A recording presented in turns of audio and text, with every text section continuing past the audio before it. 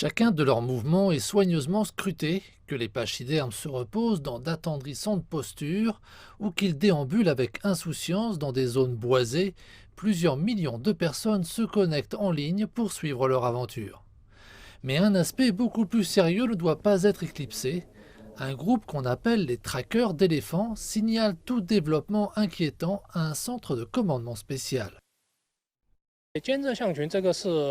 C'est la première fois que je m'engage dans une mission de ce genre. J'ai acquis de nouvelles compétences sur les opérations de drones ainsi qu'une certaine expérience. Mais c'est toujours un défi car nous devons effectuer une surveillance 24 heures sur 24, ce qui nécessite beaucoup d'énergie et de force physique. Ces jeunes hommes sont en fait des pompiers. Ils précisent que l'équipement qu'ils utilisent dans les situations d'urgence typiques, comme pour la lutte contre les incendies et les secours en cas de catastrophe, contribue énormément à la surveillance des éléphants. Comparé à d'autres drones à décollage et atterrissage verticaux, celui-ci a une portée de vol plus large, qui peut être 20 ou 30 fois supérieure à celle des autres. Leurs efforts rencontrent souvent des revers, comme le mauvais temps.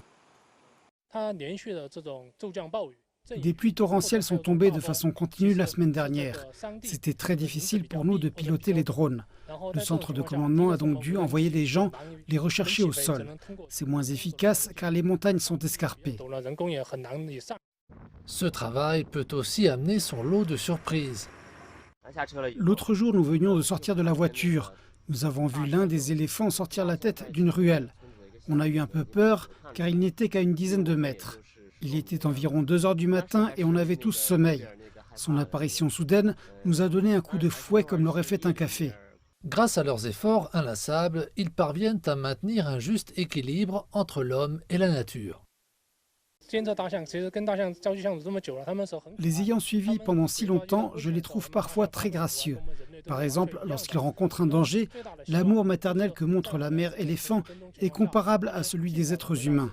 J'espère juste qu'ils pourront retourner dans leur habitat le plus tôt possible pour y vivre heureux et en bonne santé. Mais avant que les éléphants puissent retrouver le chemin du retour, les traqueurs affirment qu'ils continueront à les surveiller et à les protéger.